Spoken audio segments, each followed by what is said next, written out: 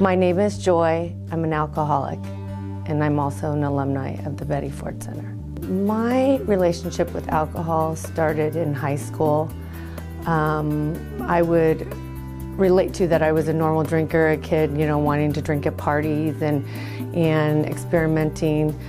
But I knew I liked alcohol from the beginning. I knew that it made me feel wonderful inside. It made me feel beautiful, sexy, all these things that I wanted to feel.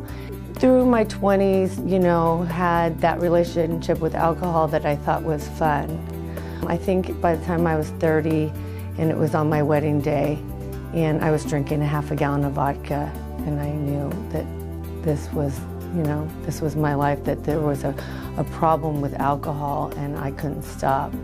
At the end of my drinking, I was drinking, around the clock, and I had to have alcohol just to make it through the day.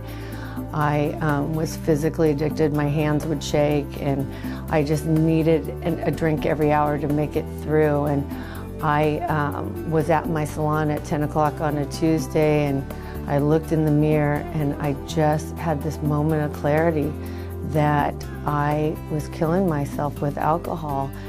And it was the first time I looked at myself and really knew that I was powerless over alcohol. Alcohol had become everything to me, and I could not stop drinking. And it was the first time I realized I needed help. My life today is the life that I always wanted. I think most of us, if you ask people what they want, is just to be happy. And I think I was always searching for that happiness. And I thought alcohol was making me happy. And I lost joy. I lost the woman that I was, and I have her back today. What I learned here at the center that was the biggest gift to me was codependency. When I got here, I realized I had a problem with alcohol. But during the first week, I was exposed to different programs, and on codependency, light bulbs went off for me. I realized I had played a huge codependency role in my whole life and my family, and I took care of everyone and everything and never looked at myself.